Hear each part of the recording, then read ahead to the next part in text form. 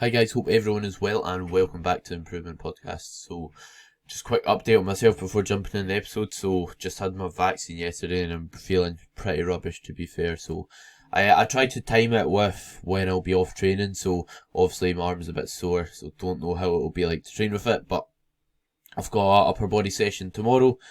But the gym that I usually go to is closing, so it's not the end of the world if I do have to miss a session. Although it's not something I like doing. I don't think I've missed one since started with my coach, so that's been over 51 weeks anyway, 52, 53, something like that. So yeah, let's hope that doesn't happen.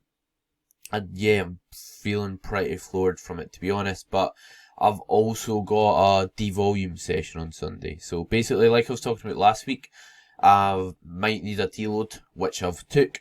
So what I'm basically doing is one set per exercise, one hard set. And as a result, it's not the end of the world if I miss it. So yeah, let's hope I don't. But I try to time it as best as possible. So if I do miss a session, it's going to be when my gym's closed that I usually go to, and when I'm not doing like full volume. So I won't be the end of the world, but yeah, fingers crossed I'm better for then. But I just feel just extremely tired and that arm sore, head's a wee bit sore, and I just feel a bit sluggish if that makes sense. But jumping into the episode today. So today I'm going to touch on how to grow your arms. So your arms are a body part that are a bit different from others in my opinion. So I think with your arm training, you can do a bit more like work with them. They recover a bit faster, and I'll get to how that will affect in terms of like when you train your arms or how often you train your arms into the episode. But first of all, in terms of how to grow your arms, is are you making the most of each set you're doing now? So I think with arms, it's really easy to go through the motions. I believe it is quite a boring body part to train, but are you making sure you're training as hard as possible with good form, with the sets you are currently doing in your session? Or are you going into your session and are you just ticking the box of training arms, just doing a couple sets and thinking job done, going home and putting them at the end of your session, not giving them the attention or quality that they need to grow? So that's something that I think is very valuable. It's really easy to become just a bit complacent with your arm training because most of the time when I train arms, it's after doing all my other exercises. So when you get to arms, you've got less focus and you've got less ability to perform, and you just don't give it the same intensity as it is at the start of your session. So just make sure you're making the most of the training you're currently doing, because if you're adding more sets but the sets you're currently doing are like junk, you're not making the most of them, you're not training hard, then you're just going to have more junk to your training. You might as well make the most of them, see if you get results from that, and then add sets if you need to add sets. So next up is exercise selection. So exercise selection just is another name of what exercises you're using in your sessions. So I recommend using a variety of arm movements. I wouldn't really want to rely on doing one exercise to grow my arms. You want quite a few in there. Reason being is, they'll target them from different angles, if that makes sense. So you might be able to put more tension on your bicep when it's stretched on one exercise, and then put more tension on your bicep when you're fully squeezing it, or at the top of the rep when you're contracting your bicep. So yeah, just make sure you're using not just one, so you're not putting all your eggs in one basket. Use a few, and just make sure the exercises that you are using you connect well with. And what I mean by connect well with is you can feel it in your biceps and triceps, so you can feel a good squeeze. If you do an exercise and you're like, oh, I don't really feel that in my bicep at all, you don't feel like you've got a pump, you don't feel like your biceps been worked, it's never ever sore, then you're probably not doing the best exercise. So just have a think about, does it feel like a really good movement, and choose the ones that feel really good, that you get good pump in, etc. And that will just make sure you're maximising, again, each set you're currently doing before thinking about adding more. And yeah, so this will be dependent on everyone. So it's not like there's one exercise that's the best mass builder for your arms. So literally just choose exercises that you feel and you enjoy, because enjoyment's something you shouldn't neglect as well, because at the end of the day, if you don't enjoy it, you're probably not going to stick to it. So enjoyment's something very, very important that sometimes gets underlooked, and it's especially important for beginners. If you're, let's say, you've been training in the gym for 3 years and you're still just doing what you enjoy, then you can be like, right, it might be time to knuckle down. I've got the consistency, I might need to go more towards what I think's optimal or best for my progress instead of just what I enjoy. So maybe not skipping legs, stuff like that.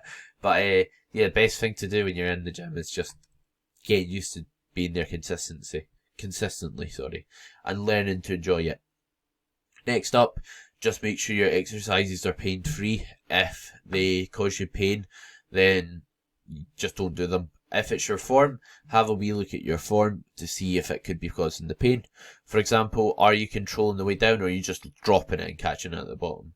Or are you just throwing it up using really, really heavy weight that you can't control and using a lot of momentum with your body? So if you're doing either of those things, don't do it.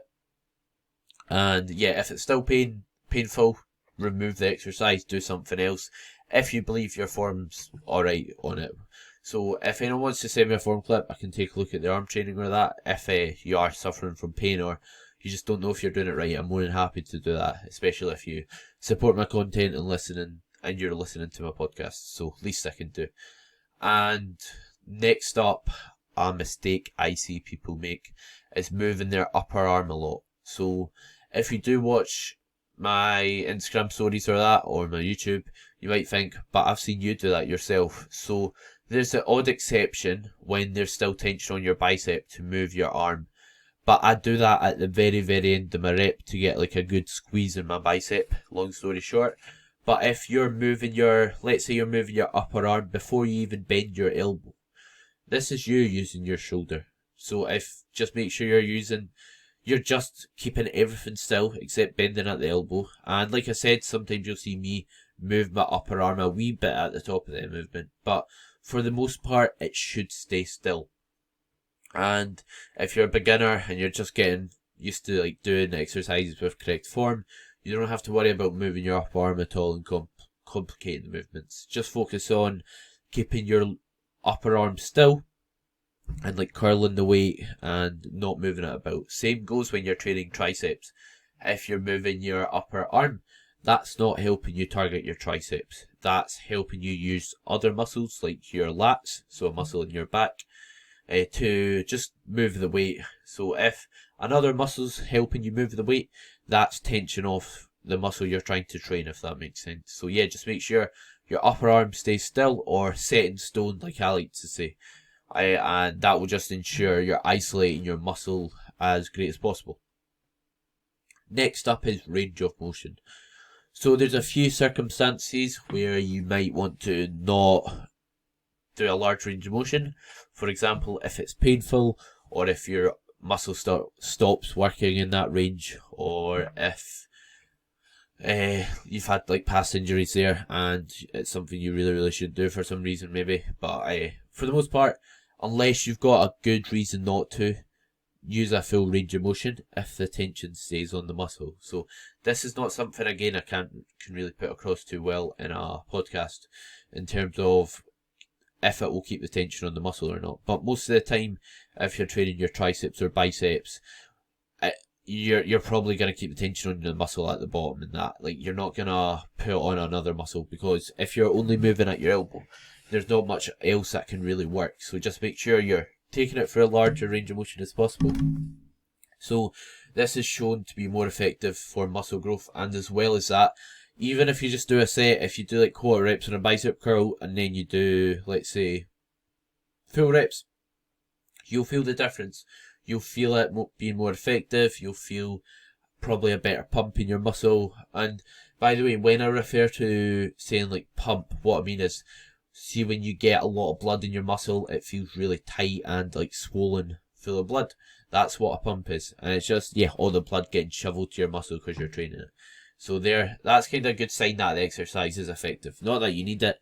For example, if you do like squats with 6 reps or something, you're not going to get much of a pump for that. However, it's going to train your legs.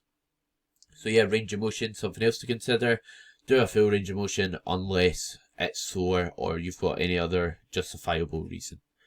Next up, if you want to grow your arms, is frequency. So frequency is just basically how often you're training your arms. For example, if you're training your arms once a week, then you could probably get away with training them slightly more, because the way I look at it, if you're doing them once a week, you're giving them one opportunity to grow. If you train them 2 to 3 times a week and you train them, they recover, you train them, they recover, you train them, they recover, that's 3 opportunities that you have to grow. So in theory, you're gonna grow more muscle training your body parts more frequently. And this is if you're doing like the same sets. For example, I'd rather see someone do, let's say they're training their biceps, I'd rather see someone do 12 sets throughout the week and let's say split up by 4 sets in 3 sessions than do all 12 sets in 1 session. Because the reason being is, we know to build muscle, mechanical tension builds it best. So this is basically the amount of weight you're lifting. So if you do your 12th set in the 1 session, you're not going to be lifting as much weight if it was only your 4th set. And what I mean by this is, after doing 11 sets, you're not as strong. So if you can do more weight by splitting it up into 3 sessions, then in theory, you're having more mechanical tension, or basically lifting more weight throughout the week, if that makes sense. So it's quite, you could say it's a wee bit confusing to put across or to grasp, but basically if you can lift more weight throughout the week with the same technique, you're probably going to build more muscle. So obviously that doesn't mean do 100 sets of biceps, but if let's say you're doing like a standard amount, like 12, like I said, if you split them up, it'll probably be a wee bit more effective.